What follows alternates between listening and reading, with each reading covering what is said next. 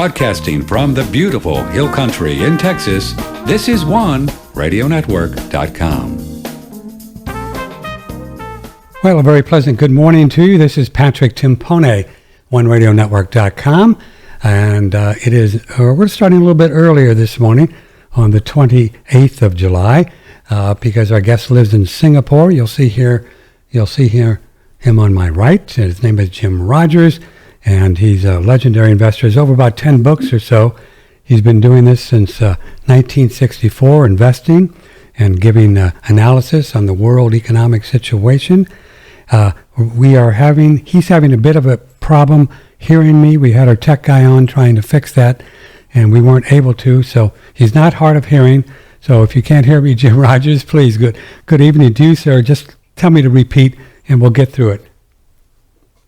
Good morning, Patrick. I'm delighted to be there. It's nighttime here. It's almost tomorrow here, but good morning to you. Yes, sir.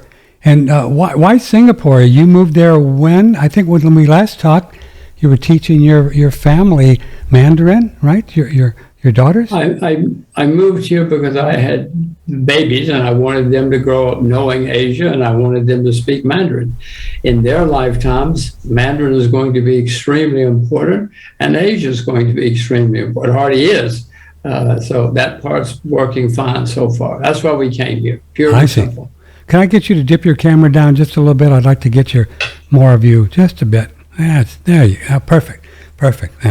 So your predictions with that, does it appear that you're on the right track with what's going on now with Russia and China and their talk of reserve currency and such? Well, we didn't move to Russia, we moved to China. Because, China is going to be much more important. I mean, who knows? But in my analysis, Russia is not going to be nearly as important as China. And, if nothing else, if my daughters wind up working in Chinese restaurants, at least they're going to be the maitre d'. They're not going to be the dishwasher. There you go. Well, what is your take on the talk of Russia and China and the BRICS doing something that will begin to challenge the dollar with a basket? Or can you fill us in on what's going on there? Yes, Patrick, it's extremely important. You and I are Americans, and your listeners are Americans. The U.S. dollar is the world's medium of exchange and the world's reserve currency now, and has been for several decades. But no currency has been on top for more than 125 years or so. So we're certainly getting late in the day. An international medium of exchange, Patrick, is supposed to be completely neutral. Anybody can use it for anything, no matter what it is. Buy your girlfriend drugs, whatever you want, anything you want, and it would be completely neutral. But Washington has started changing that. Washington, if they don't like you, they will put sanctions on you, say you cannot use the dollar, maybe just take your dollars away from you. Yes. The many people in the world are starting to say, wait a minute, that's not the way it's supposed to be. So for political reasons, many countries are looking for something to compete with the dollar, but also for economic reasons. The United States is the largest debtor nation in the history of the world. I don't like it, Patrick, but facts are nobody in world history has ever been as deeply in debt as we are. So for economic reasons and political reasons, people are looking for something to compete with the dollar, and the most recent actions in Ukraine have just accelerated that, where literally Washington just took assets away from people. No trial, nothing, just took them. And also said to other people, you cannot use the dollar.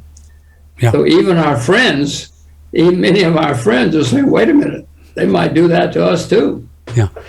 Is this a potential move with Saudi Arabia to join up with the BRICS coalition a big deal? Well, of course it is. Saudi Arabia's got gigantic assets, not just underground, but in the bank as well. They don't have that many people, but they certainly have staggering amounts of money and staggering amounts of assets. So we certainly don't want to be enemies with the Saudis.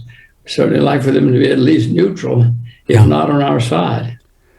The petrodollar since Bretton Woods has been, I guess, the motherlode, if I understand Jim Rogers, for to be able to print as many dollars as the Federal Reserve Bank of New York has, right? Because people needed dollars to buy oil. But that's falling by the wayside, is it not? I mean, people are beginning to sell their oil for other things than dollars. Well, it's part of the same movement. People are starting to say, wait a minute, I'm not sure I want to be using U.S. dollars because Washington might try to take them away from me. Yes. It might stop me somehow.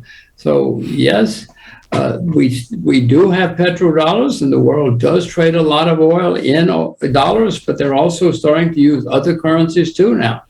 Again, I don't like any of this, Patrick. Washington's shooting itself in the foot. They're eventually making life bad for all of us because they're making mistakes. No.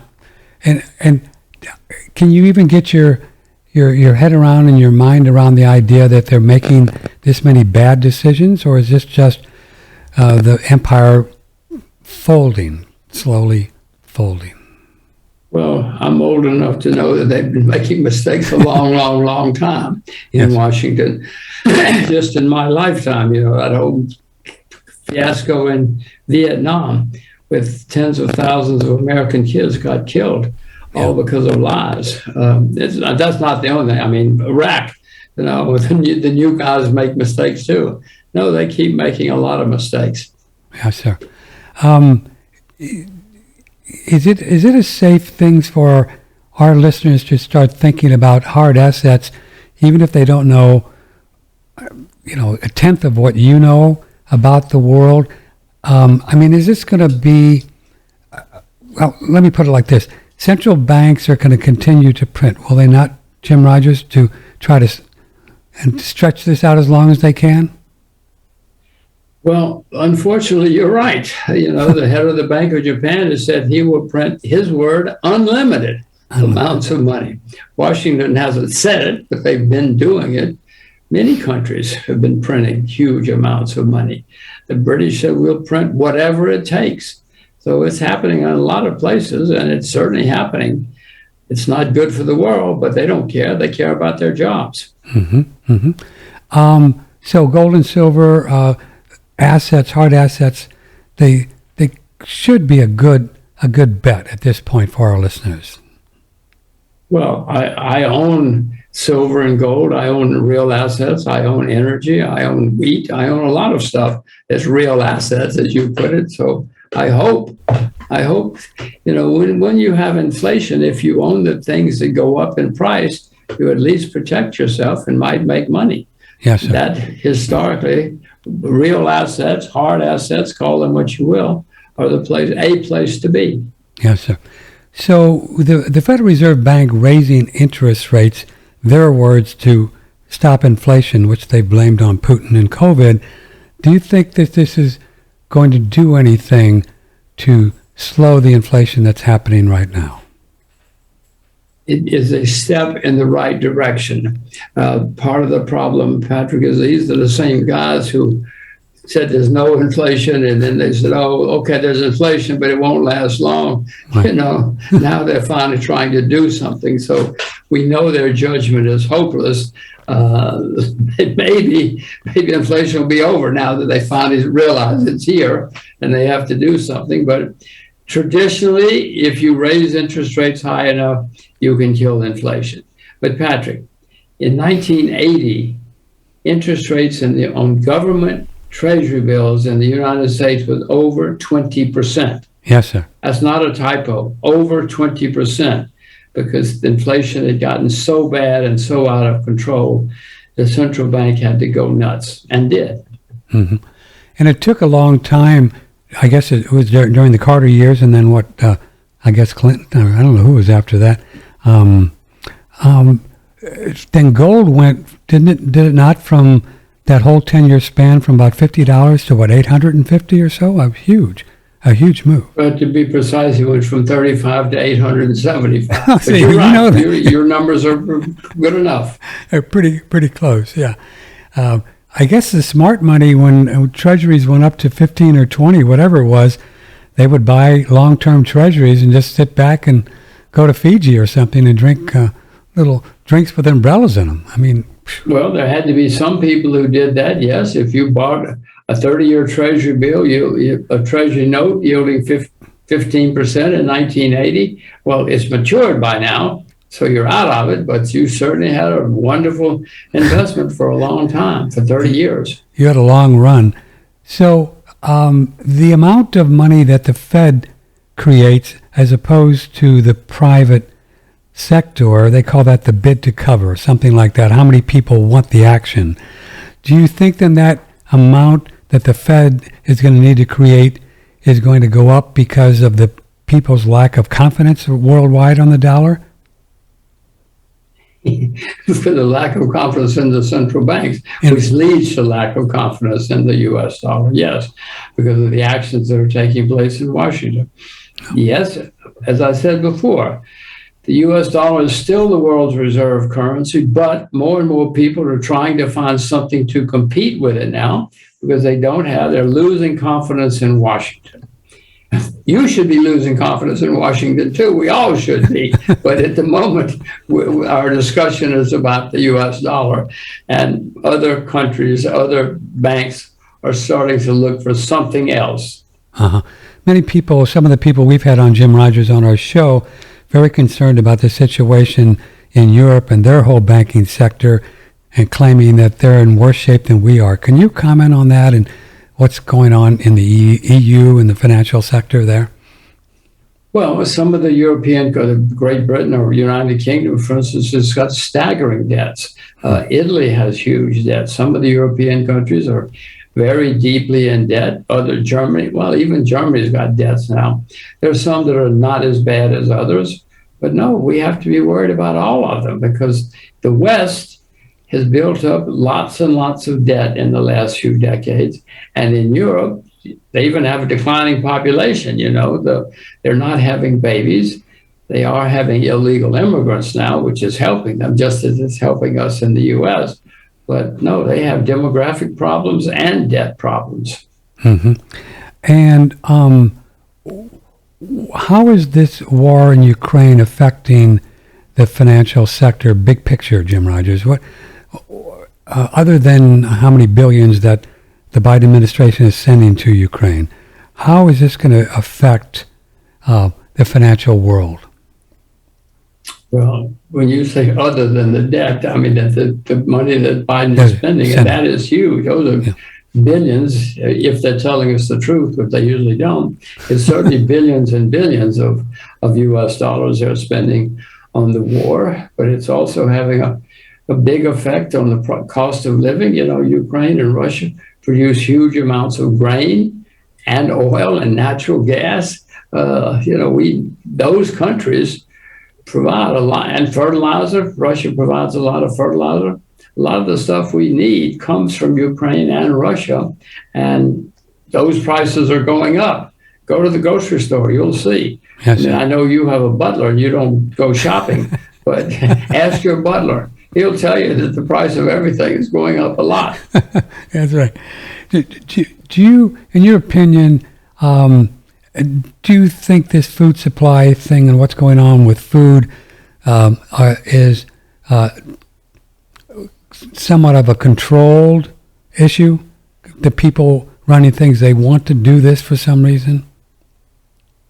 Well, yes and no. Of course, that is true of some governments, but no, the main problem is agriculture has been a disaster for several decades. Yes, sir. Patrick, the average age of farmers in America is 58. In Japan, it's 66. The highest rate of suicide in the UK is in agriculture. More people in America study public relations than study agriculture.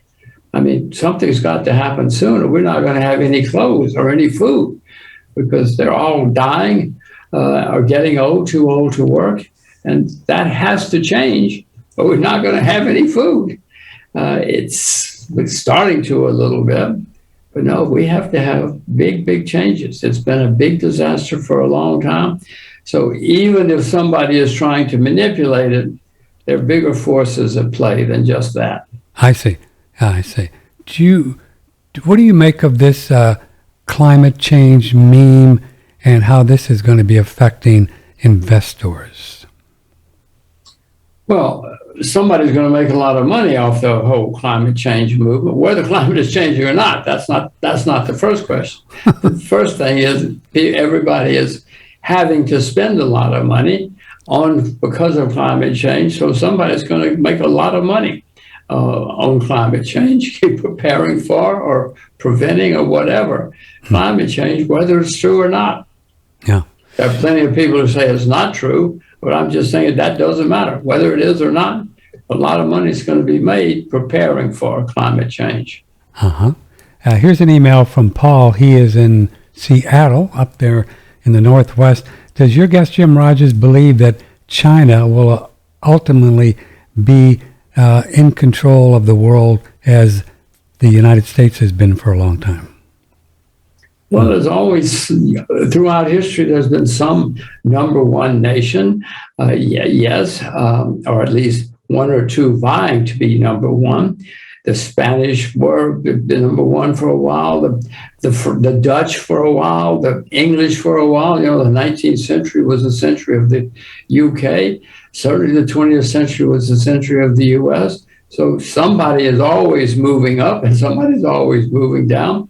The only people I can see that are moving up now, that I can see that are viable to be the next number one, is China. They've got the population. They're very rich, are getting richer now. They're not so poor. They've got assets.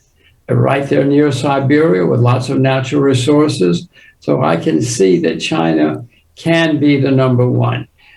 Will they be controlling everything? And I mean, your viewer said, the writer said that the U.S. has been controlling everything, and he's right. We have been. We're controlling lots of countries around the world. Whether China will become that strong or not, I don't know. China historically has not been one to go out and have foreign wars, not to get too many foreign engagements for whatever reason. And they've had plenty of civil wars. They've killed each other many times, but they haven't had big wars like we in the U.S. have, big international wars. So I don't know how far it might go with China, but they certainly are on the rise. And if they really are as chummy with Russia as people claim, I mean, Russia has a lot of assets, right? Oil, gas, everything. I mean, Patrick, get out of the globe, you will see. Russia and China together are two of the largest land masses in the world, and they're right there together, and there are huge natural resources in Siberia. Yeah, it's a very good observation.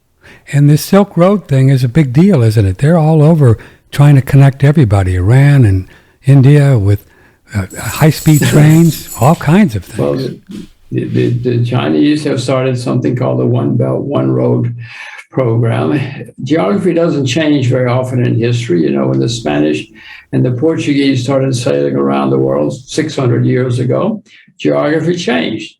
When the railroad came 200 years ago, it changed geography. Chicago exists because of the railroad. San Francisco exists because of the railroad. Well, their One Belt, One Road project is a huge, gigantic project, which is going to change geography. And it's making progress now. Who knows how it will end up, but it might be one of the most important things in the 21st century. Is there a way for investors like yourself or even our listeners to invest in those kinds of projects if they're going to really... First of all, you get out a map because it's all public knowledge where they're going. If you invested in Denver, when the railroad boom came to America, you got rich. Some places the railroad didn't go. You never heard of them because they disappeared. Yes. So if you get out the map of the globe and see where the One Belt, One Road project is going, you might make a lot of money. So over the long term and what you've been investing in and people that you work with, talk a little bit about your strategy of they always talk about having a diversified. How did you look at things over the last 50 years, and where did you do the best at over those years? In what asset classes? Patrick, this concept of diversifying is something that brokers came up with so they wouldn't get sued. If they diversified your portfolio and it went down, they could say, we were diversified. Something had to go down. But I mean, people like Henry Ford didn't diversify. They put all their eggs in one basket. They watched the basket very, very, very carefully. But Henry Ford became unbelievably rich because he did not diversify. The head of IBM didn't diversify. Microsoft, they didn't diversify. I mean, now they diversify because they got so much money. Yeah. But the guys who focus and concentrate put all their eggs in one basket. They watch the basket very, very, very carefully, because if something happens to the basket, you go bankrupt with that kind of approach. But if you want to be rich, that's how you do it. You don't diversify. You go with what you believe is a winner, and you stay with it, like a Buffett. That's how you get rich. I mean, it's whether we like it or not. If you want to be rich, you got to find the one or two or a few things that are going to do extremely well, and you jump in. You do a lot of research. You make sure you know what you're doing. Yes. And if you get it right and you stay on top of it, you'll get very, very rich.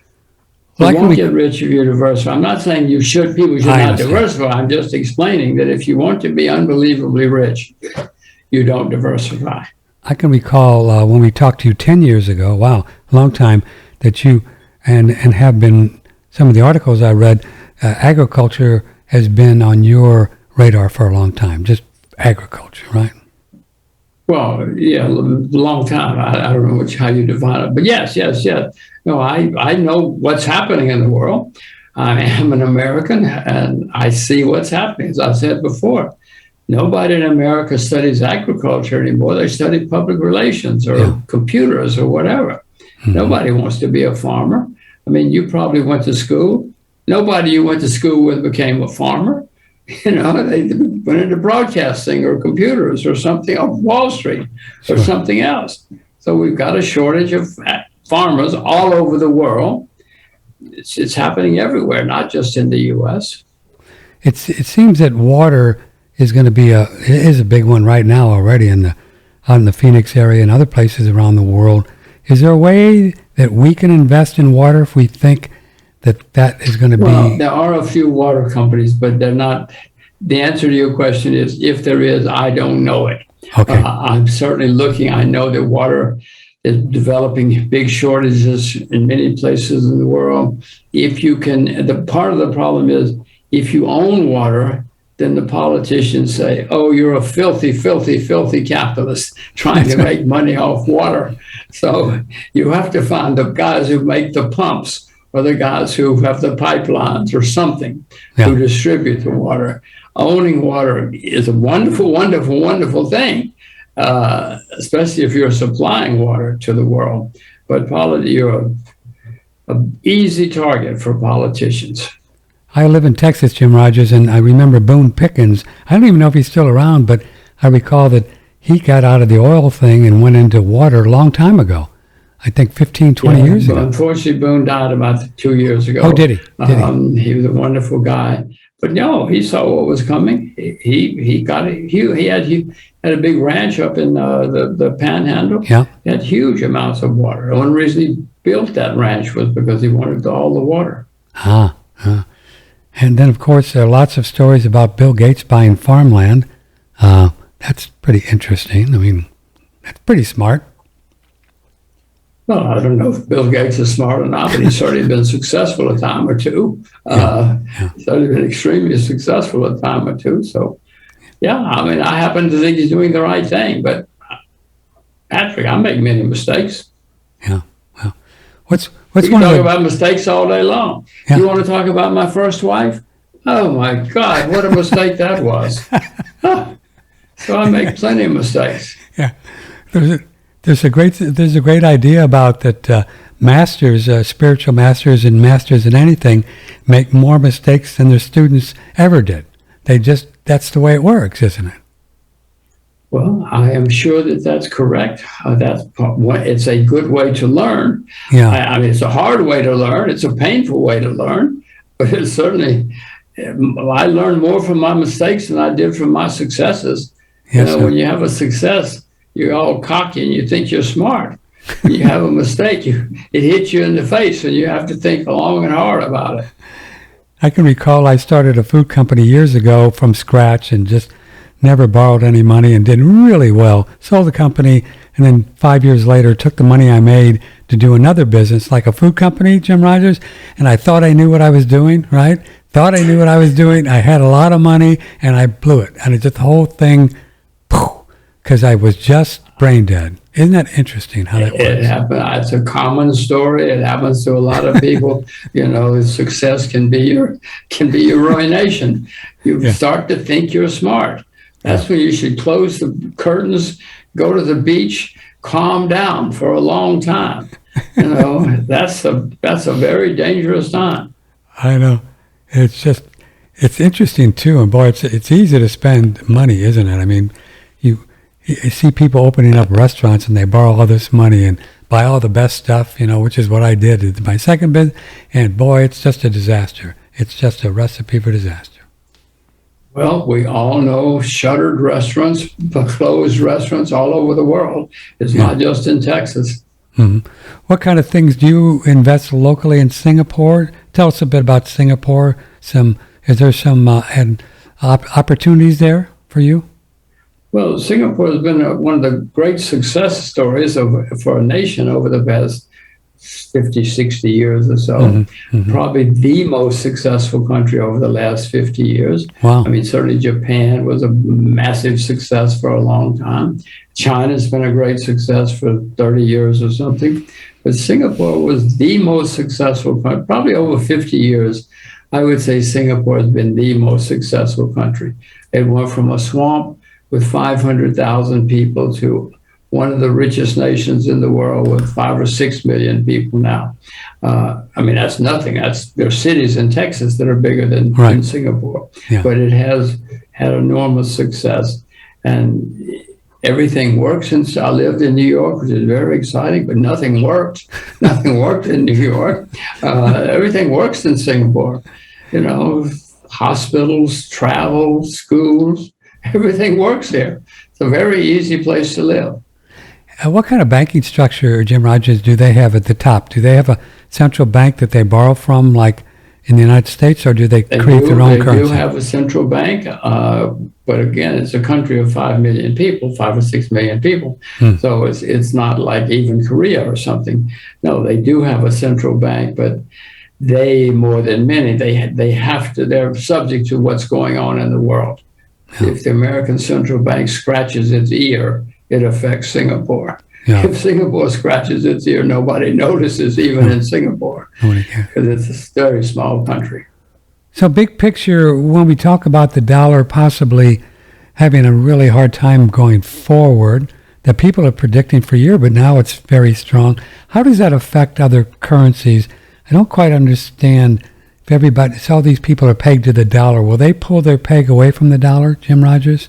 Will they pull it away? Yes. There was, in the 19th century or the 20th century, the 19th century, the change in the 20th century, the pound sterling was the world's reserve currency and number one medium of exchange. In many countries, the value of their currency was tied to the value of the British pound. Now, many countries peg the value of their currency to the U.S. dollar. As I say, people are starting to question that, just as they eventually questioned the British pound. For many reasons, we're questioning the U.S. dollar now, but some countries at times, if things get really bad, they swap they use the U.S. dollar as their currency. I mean, at one point in Ecuador, you couldn't use Ecuador money. They only used U.S. dollars.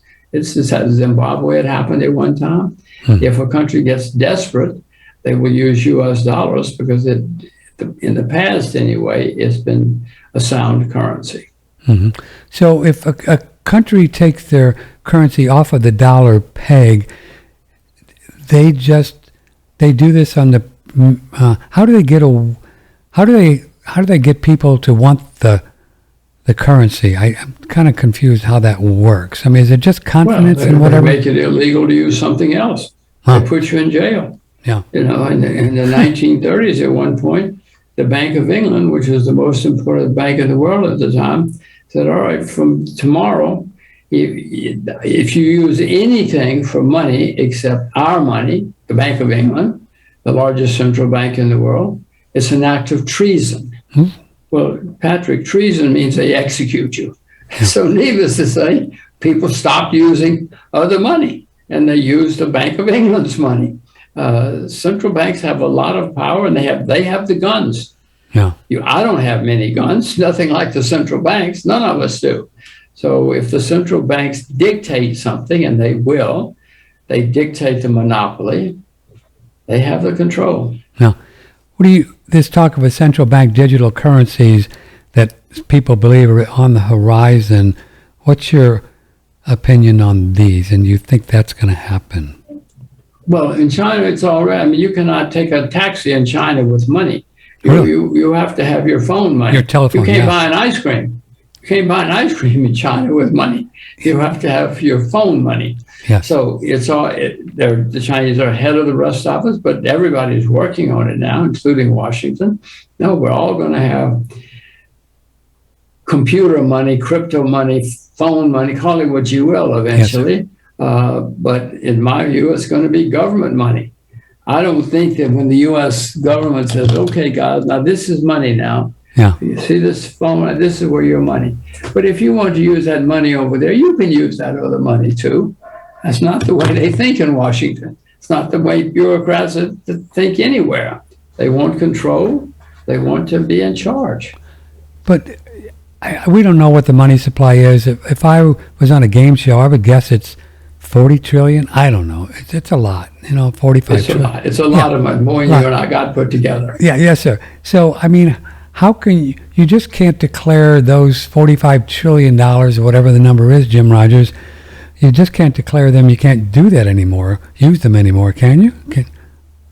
Wait, you can't do what anymore? In other words, say there's $45 trillion out there and they're going to do this central bank digital currency. You think then they try to force everybody to turn their dollars into this new digital thing? Yeah, no, that's what they will do. They will say, if you want to use money, you have to use this. Wow. Now, the risk to that, the problem with that is the reason there will still be money is because if the electricity goes down, nobody's got any money. If the internet goes down, nobody's got any money. So there will still be money as you and I know it. It may gradually disappear or lose its, it will certainly not be much of it. But the government's very keen. They love that because they don't have to print money. They don't have to transport it. They don't have to do anything. And Patrick, they know everything you do. Everything. Everything. Yeah. They'll call you up one day and say, Patrick, you've been drinking too much coffee this month. Cut down on your coffee. They'll know everything you do. They love that. I mean, I don't like it, but they love it. And so then, it's coming. And many believe it's going to be tied into your social credit score like they do in China, right?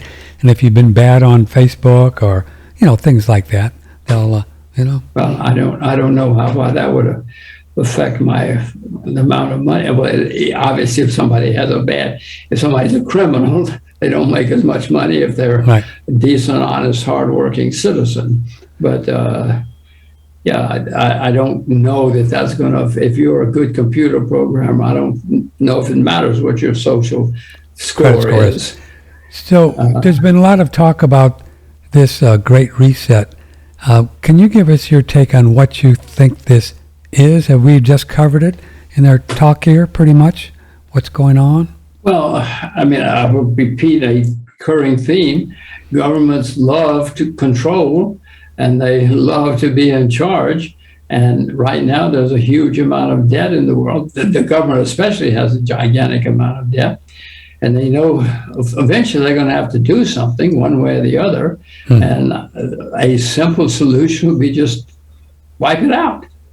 Government just says, okay, the debt's gone now. We don't owe anybody anything. They love solutions like that. Doesn't cost them anything. It's just the poor citizens who have to pay for it. They don't care about the poor citizens. So yeah, something like that might happen. It is certainly, countries have gone bankrupt over the last few hundred years, and when they go bankrupt, the debtors, get wiped out. Huh. The creditors get wiped out. The debtors come out on top. Wow. You're such a realist about this. It's so interesting to talk to you that you just seem very realistic about what these people can or will do.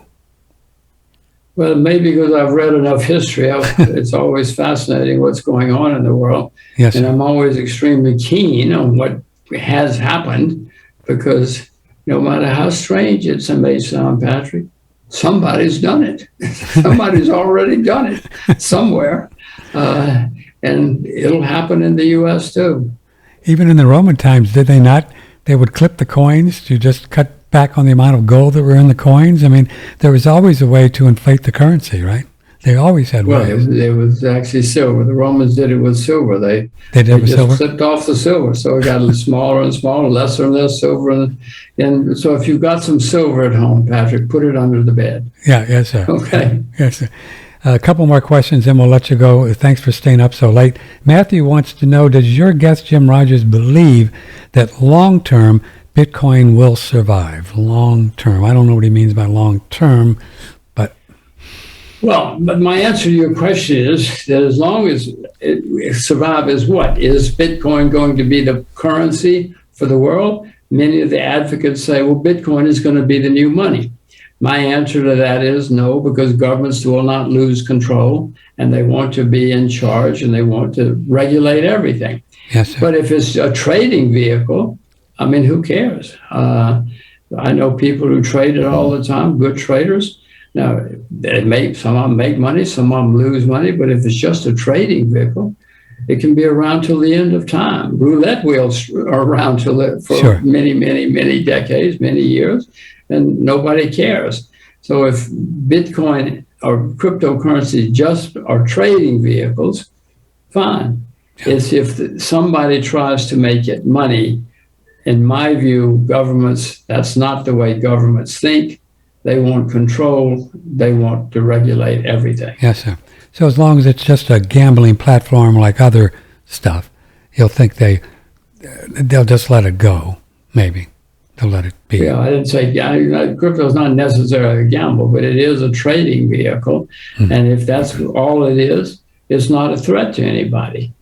If it becomes a threat to governments and bureaucrats, then they do something. Mm-hmm. This is from Leroy. I just lost my headphone. Does your guest have any opinion what he believes the new energy sources will be? Could it be hydrogen? Well, hydrogen certainly has enormous possibilities and prospects. Yes, sir. No question about that. I would say yes, that does. If we can capture enough of it, I know that people are starting to look at nuclear energy again. Mm-hmm. Nuclear is actually cleaner than anything else and cheaper than anything else. As long as you're careful, it's great. That's right. It lasts forever. If you make a mistake now, it's a nightmare. It's a disaster. But I don't think many people have died from nuclear energy in the last 50 years or so. There have been 2 or 3 accidents. Yes. I'm just saying, though, that I know in Europe, they're starting to regret having closed down some of their nuclear power because the option is coal, and we know coal is nasty and dirty. So some of them are starting to look at nuclear again. The Chinese, of course, are building a lot of nuclear electricity plants. France has got huge numbers of electricity plants. So if you're careful, nuclear power is great. If you have a mistake, it's not so great. Yeah. It's not so great. Yeah. But I would suspect that nuclear's got a better future than most of us think of right now. Yeah.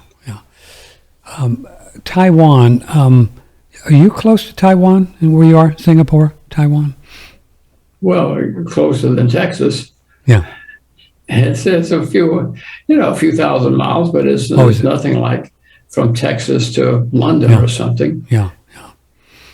Do you have an opinion about what may or may not happen there? Have you been following I guess the whole Taiwan issue has been around for a while, has it, Jim Rogers, about United States saying you can't do that? With my view is the U.S. should just leave it alone because China's been around a few thousand years. You look at a globe, eventually Taiwan's going to be part of China again, whether we like it or not, but it doesn't have to happen this week.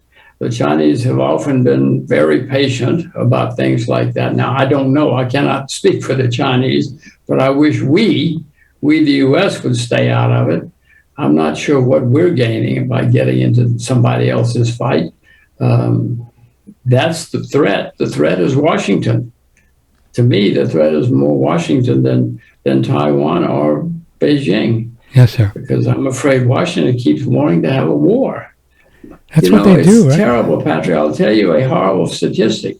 Yes, sir. The American country started in 1789. Mm-hmm. And in all but 15 years, we've been at war somewhere. All but 15 years. Wow. Yes. It's just, it is heartbreaking. I love my country, but that's a heartbreaking statistic. But if you just look back at our history, those guys in Washington love wars. They do. And they do. Somehow or another, they get away with it.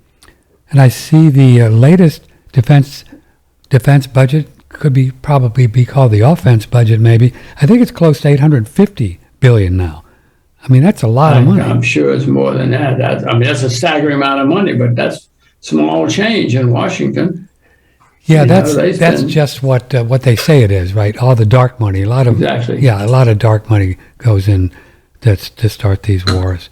Well, okay, here's a good question. Sylvia, I'm really concerned about the future of our country. I live in Florida, even though it's a good state and we have DeSantis as our governor. Does Jim Rogers have any advice of where else I could live if I wanted to get out of the United States? Well, I love Florida too. If I were in the United States, I would probably be living in Florida. Yes, sir. I live in Singapore for the reasons I've explained before, but if I lived in the U.S., I might very well live in Florida. So I agree with you about Florida, and I certainly agree with you about the future of our country. We're the largest debtor nation in the history of the world. The debts are going higher every day. We love wars. We love telling other people what to do, which doesn't make us friends. We have troops stationed in over 100 countries around the world. That's not doing any of us any good. It's making enemies in a lot of those countries. So I'm very worried about the future of the United States. I have 2 teenage daughters. The world, it's a good time to be an old American, Patrick. I'm not going to pay those debts. My children, though, it's not a good time to be a young American. Sylvia is very smart. I don't know how old Sylvia is, but I'm just saying my teenage daughters are inheriting nightmares. Wow. I'm too old to have to worry about it too much. But what America's going to be in 20, 50 years, who knows? Yeah. In the 1920s, 100 years ago, the United Kingdom, Britain, was the richest, most powerful country in the world. There was no number two. 50 years later, Britain was bankrupt. The IMF had to fly into London airport and bail out Britain in only 50 years, which is not very long in terms of world history or even our history. Yes. So I don't know how old Sylvia is, but in just 50 years, the UK went from far and away number one to bankrupt. So it has happened often in history, can happen and will happen. And I don't see anybody in Washington who has a clue about what's going on. Yes, sir. So finally, we have listeners, a lot of Canadians, Americans, people in Australia are to listen to our show. Give them, before you go, some advice on some basic things they should be looking at with their finances now. Just some general ideas to what they should be thinking about. As far as finances are concerned, people should not listen to hot tips. Don't listen to some guy you hear on the internet. If you want to be a successful investor, invest only in what you yourself know a lot about. If I told you, Patrick, you can only have 20 investments in your life, you would be very careful. You wouldn't jump in and out of a lot of things. You'd wait patiently until you found something you know was going to be good. And you would do more research and you would invest. That's how to be a successful investor. Now, somebody might say, well, that's boring. Be boring. If you want to be a successful investor, be boring, okay? Be boring. Be boring and be rich. I'd rather be boring and rich than poor and interesting. Physical gold and silver, nothing's safe, but that's a pretty good thing at this point, isn't it? It's got to be, right? As you said, nothing's safe. I own gold and silver. Got it right here in my pocket, some of it. You know, I'm an old peasant, Patrick. And also old peasants know that if things go wrong, we better have some gold in the closet. Better have some silver under the bed. So I am not buying it at the moment, but if it goes down some more or if something happens, I plan to buy more gold and silver. Been around for a few thousand years. It's not always great, but it's better than most things. If you look out your window and want to invest in, it will probably get you through. You know, us peasants know that when things go bad, we want to have some silver and gold. Peasants. Do you think we'll see a day, Jim Rogers, when the spot price is not as controlled as it is in gold and silver? The spot price. I don't. Maybe somebody's controlling the price of gold and silver, but I'm very skeptical of that. Oh, really? They're not smart enough. Yeah. Well, Patrick, if somebody is controlling the price of silver, it would take thousands of people all over the world. It could just be you and me sitting here on the internet controlling the price of silver. It'd have to be thousands of people all around the world, and somebody would talk. You know, this is too big a secret. Somebody would have let the cat out of the bag. Too many people, too many years. I don't see how this could have been happening. Mr. Rogers, thanks so much for staying up late. I know it's about 11 o'clock there. And you have 10 books. I think a Bull in China would be a good one for people to read, right? That's a great book. Well, I mean, people should read what they want. You know, one of my books is a gift to my children, where I wrote a book for lessons that I wanted to make sure I passed on to my children. When they're 9 years old, they don't want to understand it. So it's really written for 32-year-olds, you know, for people who are older. It's lessons in life, lessons in investing. But a 9-year-old wouldn't understand some of the things that I say, like be on time to your appointments or things like that. Yeah, the book he's talking about is A Gift to My Children, and then he's got another book done on China. So again, Mr. Rogers, thank you. It's been an honor to talk to you. You take care of yourself, and let us know if we can help with anything, sir. Well, thank you, Patrick. It's been fun. I think, you point out how late it is. I guess I'll go to the disco now. Yes, you go on. Thank you, Jim Rogers. Take care of yourself, sir. Good night. Good night. See you in Texas. See you somewhere. Come on, Thank Texas. you. Thank you. Everybody else is moving to Texas, so you might as well too.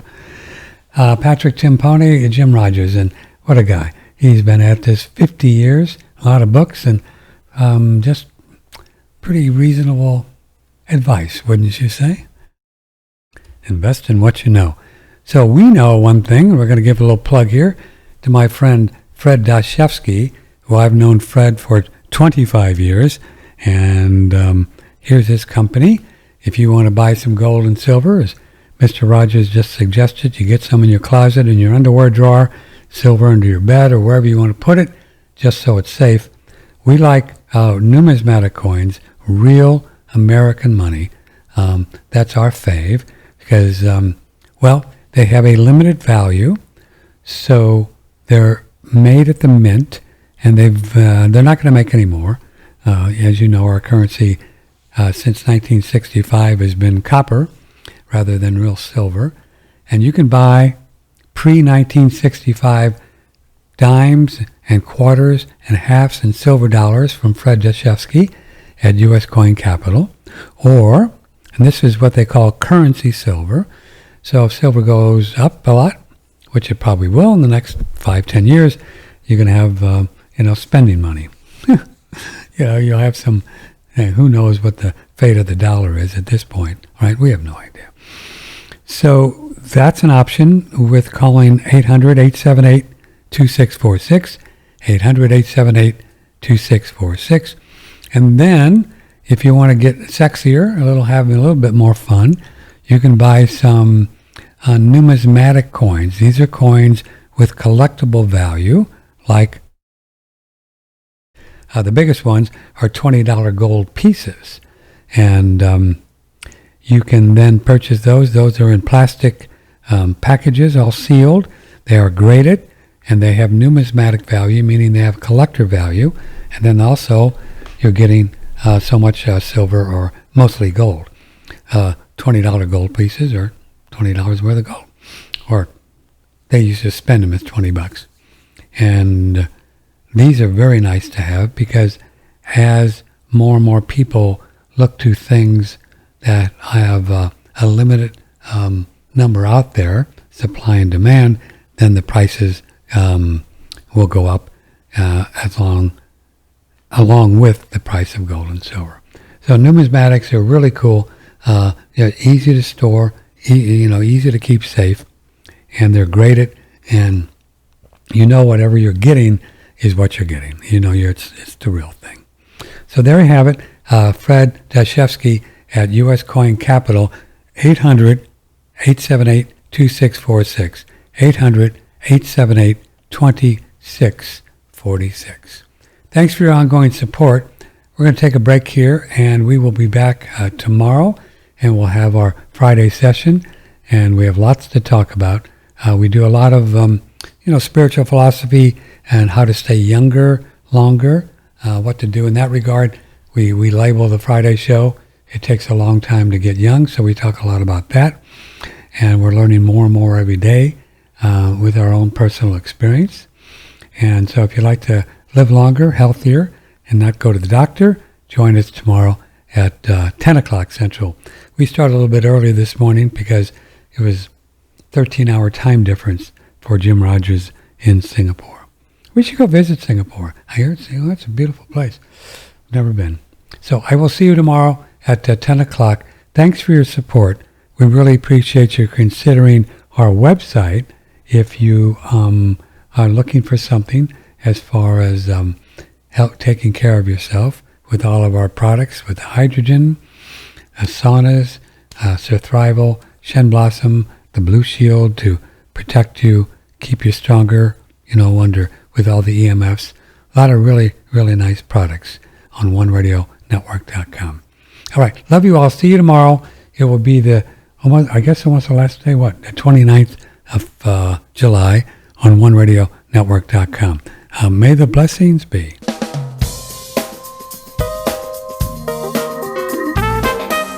Broadcasting from the beautiful Hill Country in Texas, this is OneRadioNetwork.com.